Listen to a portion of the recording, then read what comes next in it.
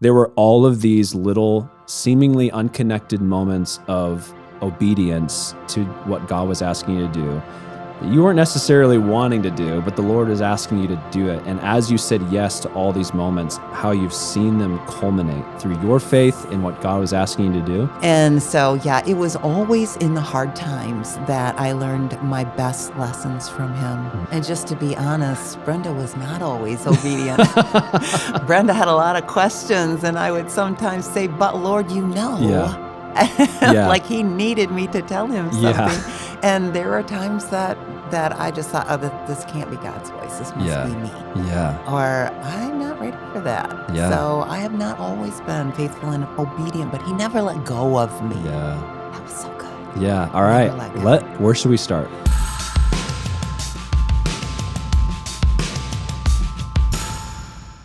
Hey everyone, welcome back to the Radiant Podcast. And today we're joined by a new friend of mine, Brenda. And Brenda, we've met a couple times, kind of more unofficially, casually. I think you've served like in support roles for like kids camp and things. I only know you as Nurse Brenda. And so you're like the one that solves all the problems. And when I've helped do counseling for our kids camps here at the church, it's like, oh yeah, go to Nurse Brenda. She'll know what to do. And so I think I didn't connect the dots that you were the same Brenda that's also one of our partners or local partners here that runs House of Shiloh. Yes. I like literally did not connect those dots until more recently when we started to talk more about actually about helping someone else at the church. And I was like, oh, this is the same. Because they actually, when we were trying to help somebody, there was someone that and I'll have you explain what your ministry is, but it was, go talk to Nurse Brenda. It was literally the same thing. I was like, oh, that's the same Nurse Brenda. It's the same Brenda. That's so crazy. And so it was fun for me to connect those dots. Yeah. But as we were working together on a ministry for somebody, it was literally two separate people within maybe 3 days of each other. We're both like, hey, you should have Brenda tell her story on the podcast. And when the first person sent it, I was like, oh, okay. And then like 2 days later, someone else was like, hey, Brenda should tell her story. And I was like, okay, this needs to happen like now. Yeah, and so, praise God. And then I think I reached out to you and you're like, yeah, I've actually been like, this has been stirring up inside of me. And I was like, all right, well, let's do it. Yes, so you have a long story. Like there's a lot, and what I loved about it, and I don't want to steal any of your thunder as you share your story, but we were out in this kitchen area getting some water, and what I heard you say, and I'm going to butcher it because I was filling up water. I was just like hearing in the background.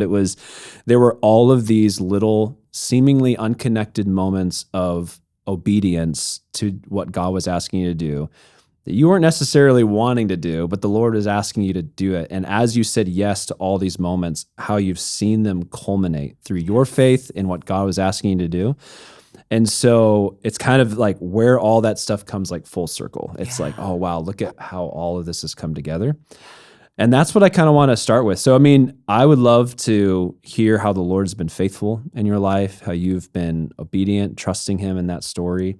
And kind of just see like, all right, what's Brenda's story and like how we can find ourselves in what God has done in your story. Yeah. Sound good? And just to be honest, Brenda was not always obedient. Brenda had a lot of questions, and I would sometimes say, but Lord, you know. Yeah.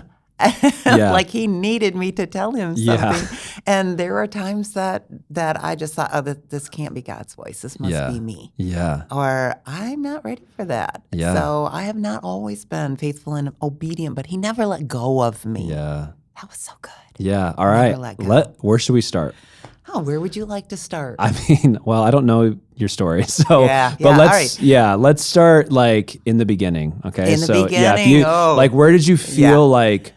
Because here's to kind of like tee this up a little bit. So in my life, I have experienced similar things that you've said, where it's like these moments of God asking me to do something, and these moments of testing my obedience, essentially, and then seeing when I say yes, or maybe if I don't say yes and the Lord, like you said, doesn't let you go. as I've gone through multiples of those in my life, I've started to recognize, okay, this is God actually asking me to do something. Do I want to choose to be obedient? Like I begin to recognize his voice. But then I can start to look back in my younger years and I'm like, when did I first start receiving those? Like when, so like, let's start in the early days for you. Like, okay, when did you start to experience these moments? And so that might be like, where did the story start for you? Yeah, so I was saved at the age of 8. Okay. And raised in an amazing Christian home. Grew up on a farm over in Bellevue, Michigan. Okay.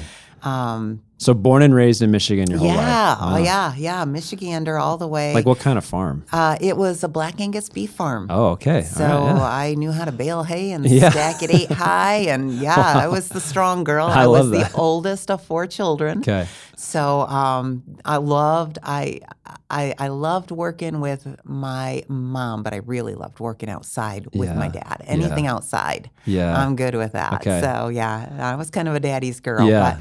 But then I grew up and went. We had an exchange student my senior year in high school from the Netherlands. She came over and lived with us, and then I went back and lived with her while I was living with her and her family. I met my husband. Okay. In the Netherlands. In the Netherlands. Oh, okay. Yep. So then I came back home, and then he came over and lived with my family for a while. We married young. We were 19 and 21. Yeah. So I didn't even know what to look for in a husband. I just knew I liked this guy's accent, and so it's pretty cute. And Hey, those are 2 strong qualities. right. So we married young. We went back to the Netherlands and lived for 3 years, and I worked in healthcare there. Then came back here, and after a couple of years started our family. He was self-employed. We ended up having 3 children. Moved to it was like a little farm. It was more like a hobby farm, but we raised all of our own everything, just about. And we had my dad's beef, but we raised our chickens and turkeys and baked our bread, ground our wheat, raised all the garden, canned everything, made a lot of our clothes. We were like... Made a lot of your clothes. Homesteaders. Yeah, we were definitely homesteaders. How long were you doing that for? Well, let's see. I was married for 25 years. Okay. So we moved to the farm. I think we only lived at the farm for 13 years before...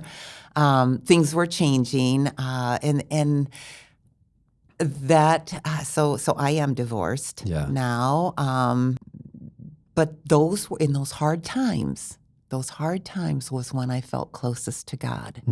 So because difficult. God hates divorce. There was our pastor had recommended an elderly couple, and he also recommended that I get a woman of God who would be someone that would pray with me. So every Tuesday morning, Jenny would call me, and we would pray. And so that night, I don't want to tear up here, I called Jenny, and I knew that she and her husband, Bob, were going to a celebration at Moody Bible Institute where he had attended. And I said, Jenny, can we please come stay at your house while you and Bob are gone? And she said, she talked to her husband, and he said, they said yes. So what ended up happening, don't ever do this. Don't ever let a single mom come for the night. We ended up staying there. My 2 girls and I ended up living with them for the next year. Wow. Otherwise, we were basically homeless. Yeah. And even then, the people at the church were down their throats saying, you shouldn't be doing this. You're encouraging her to leave her husband. But those people didn't know the whole story. Yeah. And even the pastor didn't know what they didn't know. Well, and even then, let's say they didn't know the whole story. It was in their heart. It was, hey, in the messy middle of this process, we're going to open our hearts and our homes and take you in until it gets sorted out, all that kind of stuff. And that's the beauty of community in the church, is that it's this, hey, come, as a brother, sister, come. And so I love that. It's so beautiful. And so even though Bob and Jenny took a lot of heat, they took us in and gave us that place and gave me time. So in that time, I got training for a CNA. and got the certification. I was working 3 part-time jobs, but I got in full-time at Bronson Hospital as a PCA. Yeah. And then I was still working part-time at Sherman Lake YMCA. Yeah. Then got into the nursing program. I was working my way through nursing as a PCA. So not really busy then is what you're saying. Yeah. Raising my 2 girls. The house that we were able to buy, this was a God story. I was like, I went past this, it gave the street name, and I'm like, that sounds familiar. Sorted through my listings of houses because we were looking for a house because we ended up selling that beautiful farmhouse. And then I was supposed to get half of that. And so I found that on the listing, and I went and peeked in the windows. The snow was so deep, I could walk right up the snowbank and peek right in the window in my Sunday dress and my boots and everything I was wearing. And I said, this is it. I just feel like this is it. And it was a repossessed dump. It was so gross and filthy that even as a farm girl, I walked in and went, ew, yuck. But you know what? The cool thing was, Sean, and my girls and I were just talking about this. We worked so hard cleaning that up and just it became home. Yeah. Because we did the work. Yeah. And a few friends came and pitched in and it became our home. Yeah. And I remember the day we walked in and I unlocked the door and we stepped in the door and it felt like home. Oh, that's amazing. We missed our farmhouse so much, but that day it felt like home. And the other like totally God moment was I had said to my husband, I said, then we need to sell it because we can't live with Bob and Jenny forever. Yeah. And so we listed it. We sold it for cheaper than what we should have. But the day I signed on the house, my first house payment on the little house that we live in now was due. It was going to be $805 a month. There was no way this little PCA could afford that and groceries and everything. Yeah. And so I went to the bank with the check. I cashed the check and was able to pay off that house. Oh my gosh. Yeah. With the sale of the farm. Yep. That's incredible. And then I had some left over to fix it up, and I still had a little left over to save for when I got into nursing school because I knew I would have to back up to part-time. Yeah. That's God. Yeah, that's wild. That's God. That is what God can do. Yeah. No excuses, no luck, no coincidence, nothing. That was God. And so, it was always in the hard times that I learned my best lessons from him. One time there was a flood. There was a flood at my house. Somebody decided there's a little spring brook that property runs through. Spring Brook runs through my property. That's how I want to say it. And there's a culvert with a railroad bed. And so if you block that culvert, that railroad bed becomes a dam. Yeah. A legal dam. Yeah. And so somebody decided they wanted to raise the water level because it would be so beautiful if we had a pond and there's 3 of us that would live on this pond. So they did. And the next thing I know, water is coming in my basement. What a job. But you know what? Just before that, the Lord said, you're out of shape. You need to get in shape. He just speaks to me like that. Yeah. I call him daddy. And I mean, he is like, yep, he doesn't mess around. So I started working out and I can see why. Yeah. I would have to go. My daughter and I still live at the house. We would have to go. I would do the run. We had to put. I made a wall out of sandbags, and we would have to make a run. We had trash pumps that was pumping the water up over the second because the railroad split, and pumping it back in. And finally somebody came and helped me dig a trench through that. But I remember the water, just being surrounded by water, and I'm brooming this water into. I dug a hole at the side of the patio that would pump it back out into the flooded area, which makes sense because it would come back in. But it seeped through, and I just remember looking at all the water that I'm surrounded by, and feeling like fear, and it's like, God, where are you in this? And he said, I'm in the water. Oh my gosh. Do you know what that did for me? I'm fearing this water that's coming in to destroy my home. But then God says, I'm in the water. Yeah. All of a sudden it changed. I'm not surrounded by a threat. I'm surrounded by you. Yeah. Wow. Yeah. Thank you, Father. Yeah. And so, like I said, we ended up digging a trench.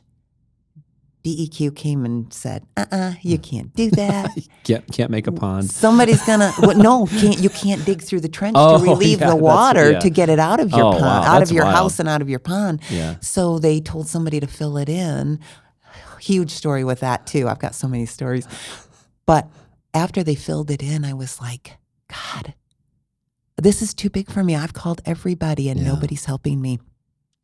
I have my house is up on a hill, and then you go down into the wetlands and the water just keeps coming up farther and farther.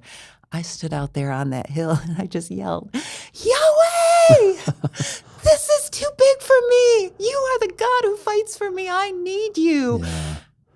My daughter and I went for a walk.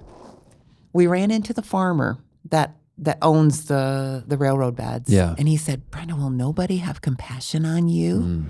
And I said, I guess not, but I'm trusting God to take care of this. I don't know what happened, but I work 12-hour shifts.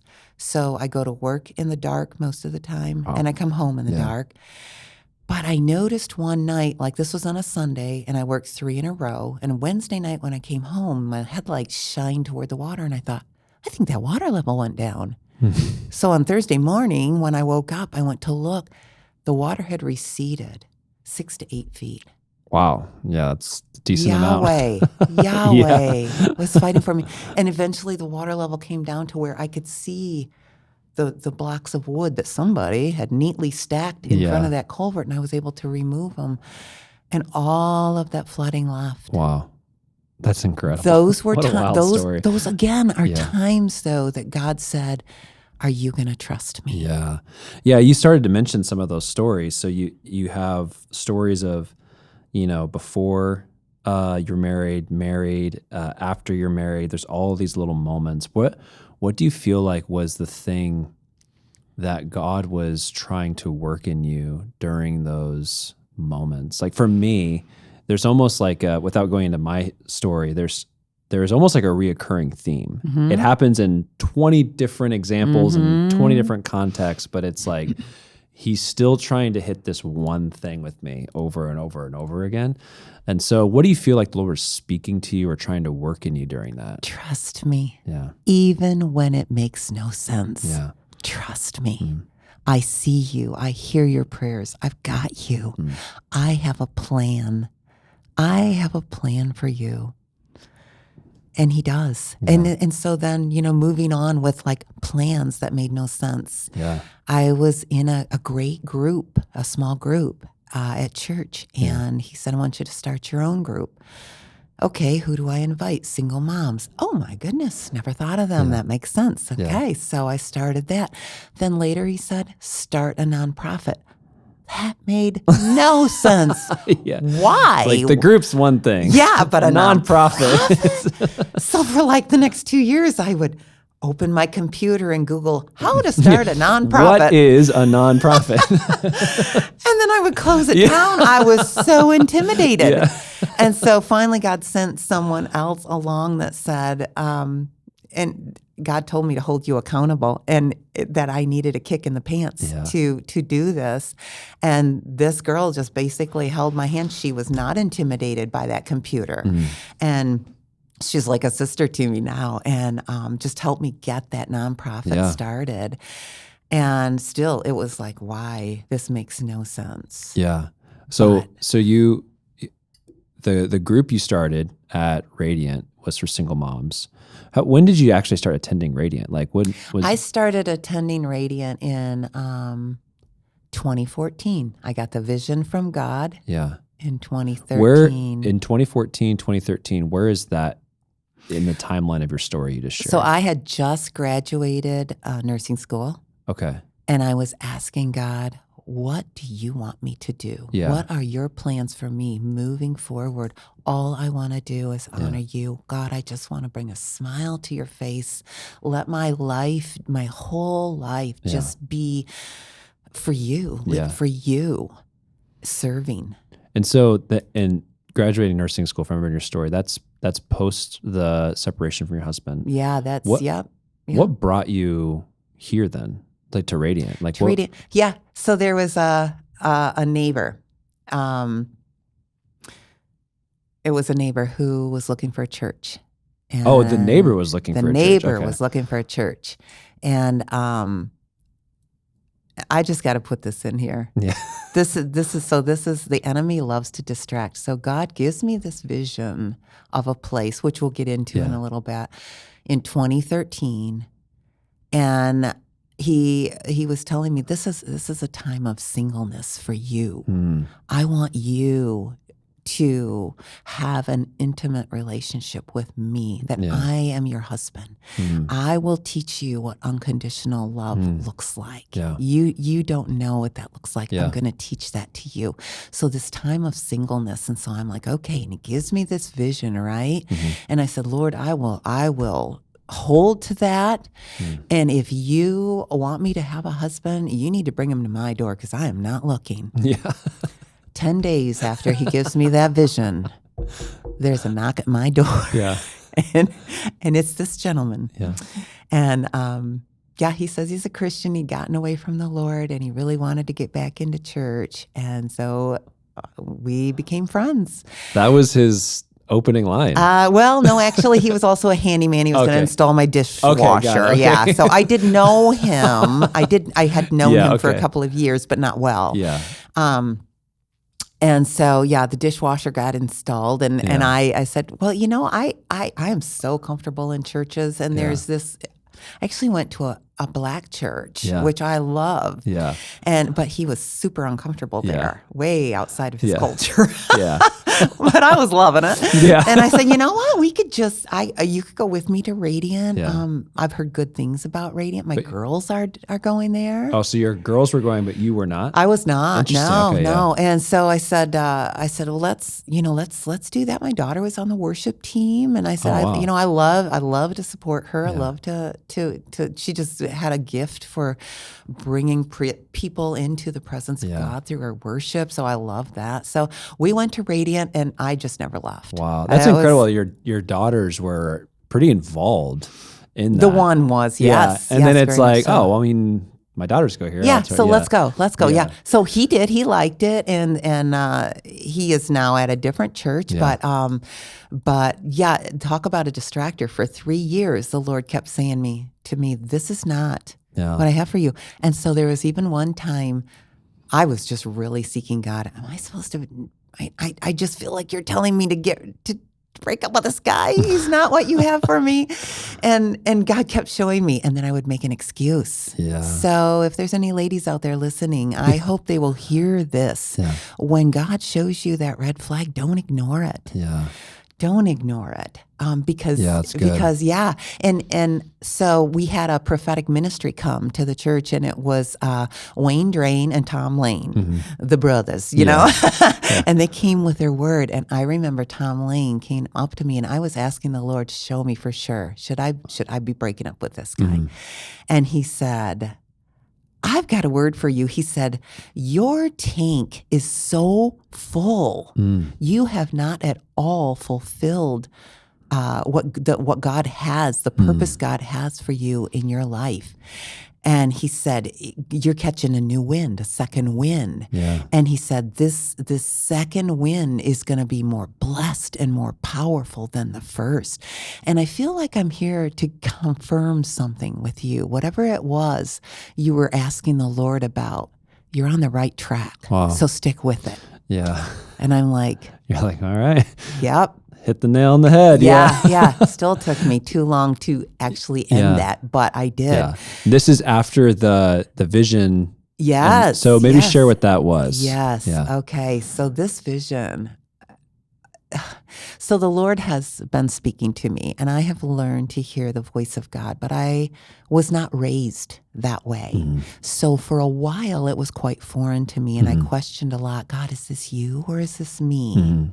Because I want to follow your thoughts and your ideas, but not my own. Yeah. And so this was right after I had graduated. I'm in my kitchen by myself cooking my dinner, and I just asked God, what do you want? what do you want? Yeah. And he said, I want you to go to the Black Hawk, which was a bar and grill. Yeah. And I'm like, excuse me, I'm cooking dinner right now. Hold on, I don't think I heard that right. Yeah. I do this so often. I was actually comforted when I found that David and Elijah, different ones in the Bible, they would like argue. Yeah. And then, or not really argue, but just like question God. Sure. Yeah. And then in the end, they came around, okay, I hear what you're saying. Yes, I will follow your way. So I drive to this place and walked through it, and God said, this is a place for building community. And he just showed me community in that area. And then he showed me a place for teaching. I don't know who's being taught or what they're being taught, but this is a place for teaching. And then he took me downstairs and he said, this is a place for healing and restoration. And there's a special prayer room there. Wow. So this healing and restoration was natural modalities, like alternatives. So I'm a nurse, in the systems, totally in the system. But he's saying, no, I want this to be natural. This is hands-on healing. Yeah. And this prayer room, and I'm like, okay, well, I'm gonna have to get somebody else to run that prayer room because I would look so weird if I'm like laying hands on people and they're getting healed. And I don't want to look freaky, Lord. So show me who I can get to run the prayer room. Yeah, exactly. Now, today, let me at it. Yes, Lord. Yes. That's amazing. But he had to bring me. Yeah. That was a lot between here and there. That was 12 years of conditioning to get me there and for me to trust him with that. So then behind this facility, and it's in Richland, behind this facility, I'm walking back out to my car and there's this big barn. And he just says, take 42. And I'm like, I have no clue what that means, God. I know this has got to be. I mean, there's no question. This is when it doesn't make any sense, you're like, okay, well, this has to be the Lord. Gotta be. So I said, Lord, what is take 42? What does that mean? He said, 42 character qualities I want you to teach children to take them through life. And I'm like, wow. Okay. Yeah. Okay. And on my way home, I'm driving and I'm like, Lord, there's no way I could afford that place. I mean, I just became a nurse, and nurses do not make that much money, I can tell you. And this nurse needs to start saving for retirement because when I was raising my kids by myself, I did not have the funds to put much aside. So I got to think about that too. And he said, girl, I gave you the vision. I will give you the provision. So I've had to hold on to that. Yeah. So... should we do fast forward, or what do you want to do? That's incredible. I mean, that ending with that phrase, because there's moments where the Lord speaks something to you, doesn't make any sense. And that phrase of I'm giving you the vision, or I'm giving you the call, or the charge, or the direction, I'll give you the provision. And that provision can look in different ways. Sometimes it's the actual physical provisional resources to carry it out. Sometimes that provision is the strength. It's the like, you're asking me to do this and I'm scared. I don't know how to do it. And he's like, well, because God asked you, he will give you what you need to do it. Yes, amen. And that's the beautiful part of that story, which one thing we haven't discussed yet is the nonprofit you started, which you're going to talk about, House of Shiloh. Was that that was started after, correct? Okay, so let's go into that then. So then you have this vision. You have all these moments of trusting the Lord, of walking through difficulty and hardship, saying yes to God when it didn't make sense. And then the Lord brings you to Radiant Church, and that's when the Lord's like, hey, I want you to start a small group for women, for single women, single moms. And then I want you to, and then he gives you this vision of this almost, not obscure, but it's like, I don't even know what half this stuff is that you just shared me, but this seems like something that is going to happen. And then from that moment, he asks you to start a nonprofit. And so maybe share about that. That again made no sense. And I assured him that I had no idea how to do that. And I was not qualified to run this. And, I feel like David, who comes with just a rock to a sword fight against a giant. I I don't know how to do this. I'm not equipped. Yeah.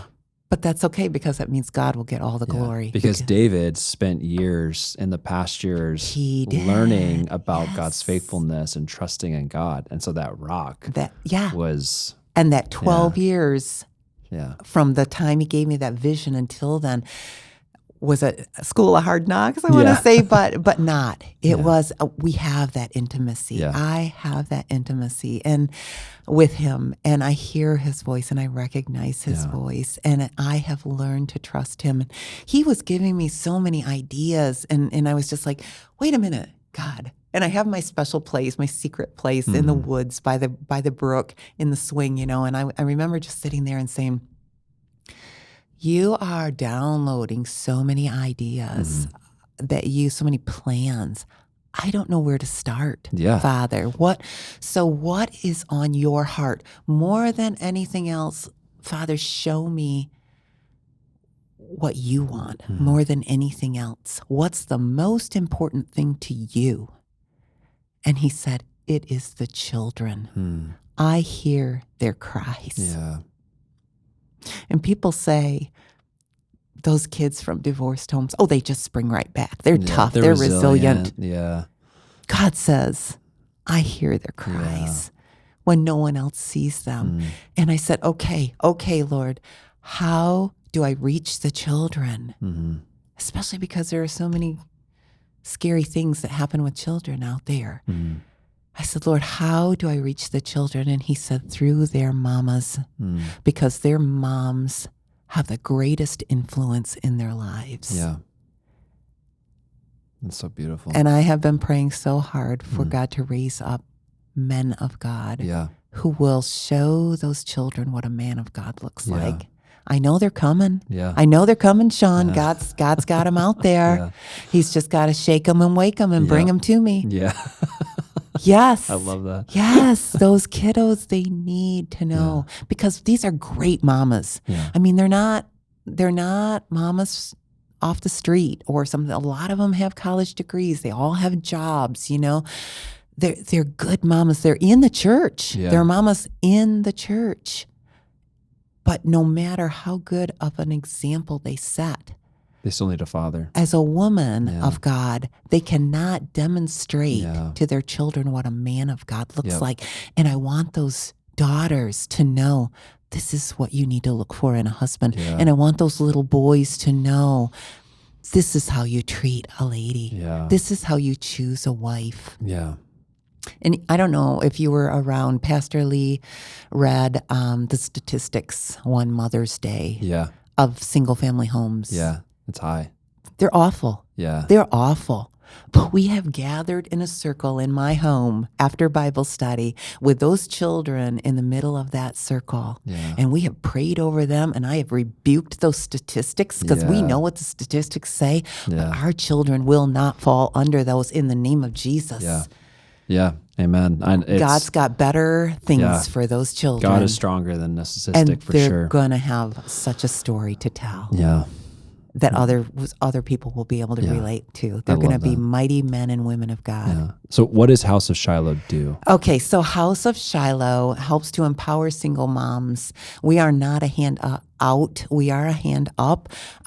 We have I love that. Say that again. You're not a hand out. Yeah, we don't give handouts. We give a hand up. Wow. We encourage moms, first of all, to look to Jesus, to find Jesus, to find their identity, not in what that ex-boyfriend or husband or whoever said, but to find their identity in who God says they are. They are his daughter. They are chosen. They are beloved. He gave his only son to die for them. That's what they need to know. Yeah. That's what and he is with them through this. He can be their husband. Yeah. And so that's our number one thing. And then teaching our children whatever study we have going on upstairs. So we come together every other Friday. I cook. Yeah. Here we go. Here goes Nurse Brenda, Mama Brenda. That's what they call me, Mama Brenda. I cook a home cooked meal Yeah. for all of them. I set up my folding tables down in the basement Yeah. and line up all those chairs, and we all have dinner together like a family. I love that. And then we fold up those tables. We have people who work. Some of our RSM students work with our kiddos. Oh, I love that. And we have some other people that come and volunteer. And it's not just babysitting. They teach our children the lesson the mamas are learning for that week, only it's at their level. Yeah. And some of them have so ministered to those kids. Oh, It's that's been so amazing. beautiful. Yeah. And then so that's what we do. But we also we provide the winter clothes for the kids, which I was just thinking this morning. Ooh, I'm gonna have to reach out to them and get a list because winter's coming. Winter's coming. Yeah. So whatever winter gear they need, we try to get that. We've helped a mom who was her house was she had a HUD home, and she was in college and at Western and. She said, I don't even know how it happened, Brenda. She said, I just got behind on my bills and I got the eviction notice that our house is going to be repossessed. And she said, does Radiant have anything? And I said, well, House of Shiloh does. Yeah. And so we were, because she wasn't a Radiant attendee. Oh, okay. And so although, we have plugged others in with you guys. Thank you for that. Yeah, God course. bless you guys for that. But that was one situation. And so House of Shiloh was able to catch her up on her payments and pay one ahead. Yeah. And she's now graduated from Western. Yeah. So beautiful. Yeah, it is. It is. And it's just that hard time, that tight spot. Yeah. We've been able to give gifts for groceries, gas cards. Yeah. A mom now that's was homeless for a little bit, and not because she made bad choices or something. It was not her doing, but she ended up because of circumstances, but she was trusting God and she was homeless. She now has a place to live with her and her kids. And just so blessed to say that Radiant is able to help out a little bit with some gas and groceries, fill that refrigerator, and House of Shiloh can rent the moving truck or the trailer or whatever. I remember having this conversation with you, and then I was talking with some people from our church, and this is the beauty of the church. So I'm talking to someone who runs our HR, and this person's name came up. Oh, and so I'm working on okay, we want to help this lady out. We want to give her some support in this time as she's doing this transition to this new place. And then someone from inside the church is like, hey, I saw that name. Can you tell me more about that? And I'm like, oh yeah, it's so-and-so. This is the story. I've been working with Nurse Brenda and blah, blah, blah. And she's like, well, I know this lady. I know this family. Good. What can we do to help? And I'm like, well, House of Shiloh is already doing this, this, and this. And they're like, that's incredible. They're like, okay. They're like, I will personally go and give this to them because I know. And it was just to see this. It's more than just these are not just a checklist, just names on a sheet. Okay, let's just kind of, like you said, it's not a handout. It's just not hey, show up, get some free food, and then see you later. It's no, we're actually trying to rewire and change culture. And we're saying, hey, you're actually you're worth something. You are a person. You're a daughter and a child of God. Your kids are not a statistic. They're not just destined for the system.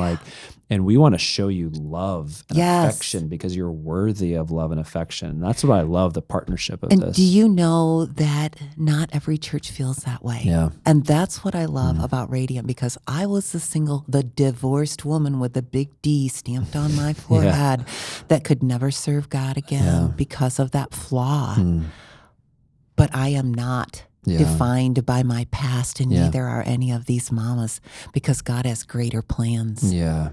And that is so beautiful. I needed the church to still love me. I remember saying to a cousin of mine, she said, Brenda, why are you being treated this way by believers that you were with for so many years? Well, Kathy, I said, they think that I did this and this and this, and they believe these lies. And she said, that doesn't matter. even if those things were all true, they should love you because Jesus still does. And I went, wow, you're right. You're right about that. So yeah, and that's, with House of Shiloh too. As we're always looking for more space because it is a little tight in my little house. But the vision God gave me for a place of teaching. Yeah. I totally see that as mamas who maybe need to further that degree, that college degree. That could be a place of study, especially if they want to be a nurse. I'm your girl. I can tutor you. You also know how to make your own clothes. I do. And bake the bread, grind the wheat. I mean, raise the garden, can the food. That was funny. One of them said, "Hey, will you teach us how to make applesauce again this year?" We did that one time. I love homemade applesauce. It was just fun. I might come sneak in for that one. So. But another thing that God did with all of this was another school of hard knocks where all of a sudden I didn't have a job. And I'm like, whoa, this is nuts. This is so unfair. But I remember just reaching out to put my hand on the door handle of my car to drive away, and God said, "Do you not understand I'm in this? Yeah. This is me at work." That's the thing that I've noticed. Yeah, that's what I was bringing up earlier is like, I mean, so I have had less stories than you, just purely because you're older than me. So you've just gone through more of it. But I still have probably 20 stories I could share. And I'll experience story 21 and I'm like, oh my goodness, like this is so difficult. Like I don't know what's going on. And the Lord's like, hello? Sean, like we've done that. And he's so kind and so patient. It's just like, hey, we've done this together for years. Do you not see my hand in this? And I'm like, oh yeah. Okay. Oh yeah. For sure. My bad. Yeah. And so it's so funny. Like it doesn't matter if you're a brand new believer or if you have been walking with the Lord for 30, 40, 50 years. Doesn't matter how many opportunities, you still struggle. You still are like, you still struggle with faith. You still get distracted. You still get bogged down. The enemy still tries. And then it's like the Lord is so kind. And he's like, hey, just remember, we've done this. And then, but when you have a slew of those stories, you can look back. Okay, I remember. Yeah. I remember how kind you were. Remember how faithful you were. Okay, tomorrow's going to be okay. Like you're here. Yes. And so like kind of fast forward. So we had this vision in 2013. The Lord is spending 12 years just. Which what a vision to sit on for that many years. 12 years. Yeah. and not tell many people about it because it sounded nuts. Yeah. Like it sounded crazy. Like, is she hearing voices? Like, I mean, really. Yeah. But I knew it was God. And so just in this last year, which we're in 2025. Yes, this is 2025, yes. And in this past year, he started to tell me, stop calling that place in Richland the future House of Shiloh. He said, I want you to start claiming it as House of Shiloh. Wow. And I was like, whew, that's bold. Yeah. Okay. House of Shiloh. And so and it's 2 miles from my house. So every time I drive past that corner, thank you, Lord, that is House of Shiloh right there. That's incredible. Thank you, Lord. So he did that. He told me early this year, find a grant writer because you're going to need funding. Yeah. And then you open the computer. What is a grant writer? No, I knew what a grant writer was. I just didn't know where to find one. I just last week found one. Yeah, just last week. It's incredible. Somebody at Radiant said, I have an experienced grant writer for you. I think this lady's agreed. Yeah. And she is. So she's doing it. So he said that first. Then he was just giving me these ideas because I'm always more on the holistic end of healthcare. Yeah. Like if you ask me, what can I do about this inflammation on my knee or whatever, I'll probably tell you red light, ice, and a castor oil pack, cold pack. Castor oil is good for a lot of things there, Sean. Always in your purse. Just a little bit of little satchel of castor oil. So it's always going to be a natural thing. Yeah. I noticed that I never told people take this pharmaceutical chemically based medication. It's always something natural. Yeah. And the Lord said, that's the kind of healing. The healing and restoration, I want it to be natural. Yeah. And so I want you to pray for like-minded believers to come around you who are also into natural healing, like the other alternative modalities that are complementary to our healthcare system. Yeah. And so I started praying for that and started talking to different ones. That's been good. I need to keep talking. I need to find more. Then, what did he tell me next? Get the funding, the like-minded believers, the natural healing. And then I think, I need a new board. He said, I need a bigger board, a new board to take us further because he said, I am expanding your territories. Wow. So if you know of any board members who have a heart for this kind of ministry, I need more. Yeah. I need people who know how to do this kind of stuff. And so the last thing he told me was, prepare yourself because this place is going to be coming up for sale soon. Yeah, and that's crazy. Yeah. I was sitting in my swing in the woods by the brook, and he said, get prepared. Yeah. This place is coming up for sale. And I was like, oh, okay, I'm on it. I am on it, Daddy. Wait a minute. What on earth am I supposed to do? How do I prepare? Yeah. I don't know. I don't know any investors. I don't live in that world where people have all that wealth. Yeah. I'm super simple. Yeah. But God-fearing and servant's heart, and I'll do the work, but I don't even know where to start. Yeah. And it was like 2 weeks later, I was at a friend's house who is she is a midwife and has also a vision for a natural birthing center. Yeah. So she's one of those spirit-led people. And I was telling her the vision that God gave me for House of Shiloh and the building and all of that. And like, within that week, she called me and sent me a picture, and she said, Brenda, I just drove past that house, that place you were telling me about. They are putting a for sale sign That's up wild. as we speak. She said, crazy. I can't believe it. Yeah, that was in 2 weeks. Yeah. And so obviously when he told me prepare, it was really prepare my heart because I didn't even have enough time. Exactly, yeah. But Sean, I know it sounds nuts. I mean, when I tell people about this real often, I feel like Noah. Yeah. Build an ark. Yeah, exactly. In a place where it's never rained. And it took Noah a long time to build the ark, you know? Did. And it's, It did. Like he had to actually make the choice and then to put the work in. Yes. Yes. And they made fun of him. Yeah. And, so far, I've only gotten strange looks. Yeah. And I expect that. But because it was in this last year that he gave me all of those steps, and then 2 weeks before the place comes up for sale, he tells me it's going to. I know it's God. Yeah. It can't be it can't be anything else. Yeah. So, oh my goodness. And the things, I mean, it's crazy that unfortunately, so Jack is the one who owns Bell Tower now. I went to Jack when he owned when he was working there at Bell Tower, and I shook his hand and I said, Jack, I got to tell you, I am so excited about what you are doing here because I want you to know every time I drive past this place, I ask God to bless your socks off so that you just outgrow this place because someday, Jack, God has given me a vision for a ministry in this place that will serve our community. Yeah. And I just want you to know, when you're ready to sell it, I'm your girl. Just get a hold of me. But I never left my phone number, so Jack didn't know who Nurse Brenda was or how to get a hold of her.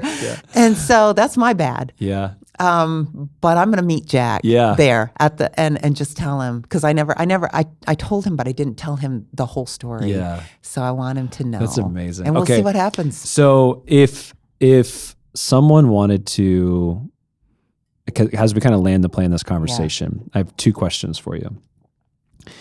Make sure I write down the second question, because I typically will say that and then I can't remember the second question. So good. You live in my world. Yeah. So 2 questions for you, Brenda, as we kind of land this story. We kind of come this like kind of full circle here, you know, but if someone were, let's say, halfway through that circle. So like right now you're kind of, you're starting to see like, oh, I see where this is kind of culminating to. I know this is not even the end of the story, but I've seen the years of responding to God's faithfulness and to see like what he's doing. But let's say someone is not there. Maybe it's someone who's listening to this that is similar to the people that you're ministering to, a single mom who is like, I'm so far down in the weeds or in the water that I can't see anything else. What would you say to that person? Yeah. Oh, I've been there. Yeah. I've been there. And actually I wrote that down because, I'd like to just read this if you don't mind. No, that's great. Yeah.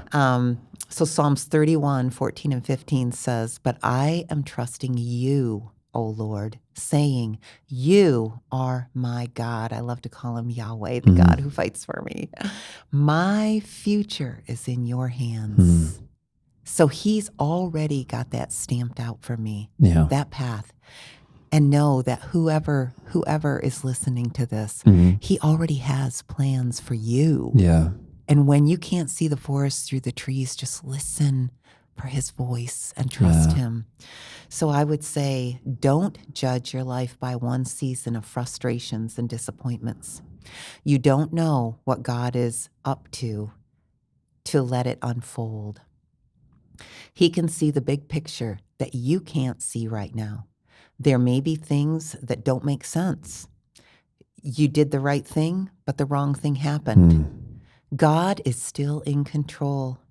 It looks like a setback. What looks like a setback is really a set up that positions you for a new level of destiny. You're going to see the hand of God do things you did not see coming. Boy, that's where I'm at right now. David declared that his future had already been set in God's hands. Quit worrying about tomorrow is what I would tell them. Your future is set. What God has purposed will come to pass.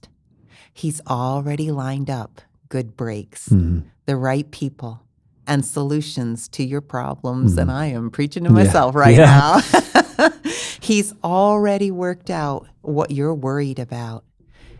It's part of his divine plan.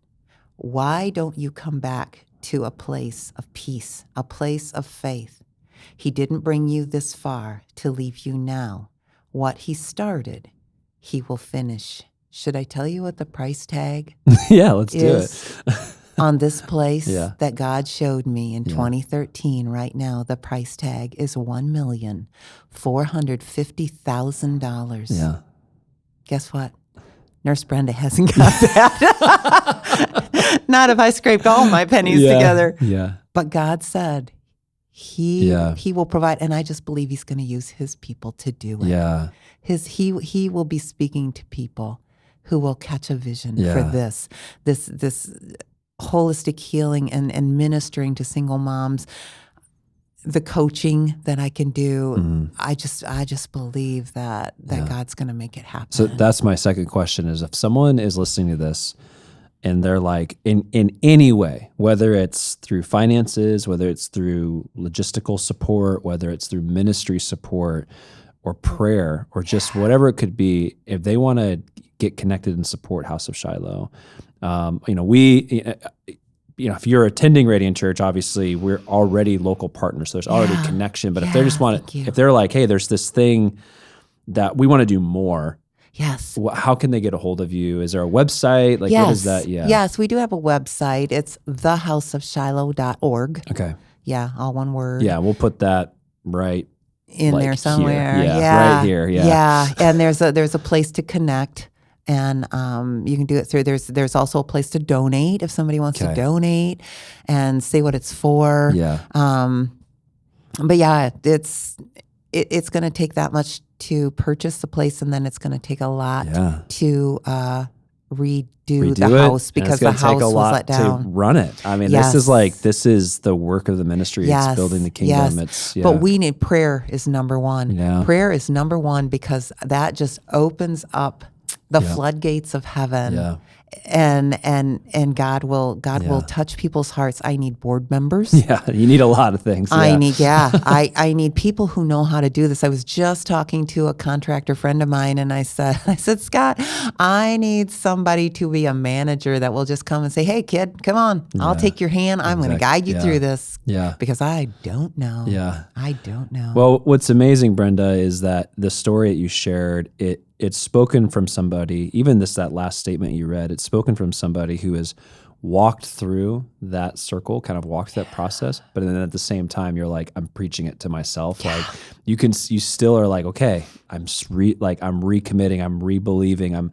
I know that God is going to be faithful. Yes. This thing, even though it seems bigger, it's Huge. the same yes. Yes. All he needs from me is the yes. Yes. Like even though the price tag is more, the people are more, the ministry is more, it's not any different than that very small one when he said start a group. Yes. It's the same yes. And that's what I love about this is that God is not only saying big things or small things, but it's all the same thing. We just have to say yes. And so thank you for coming on this podcast. Thank you for sharing your story.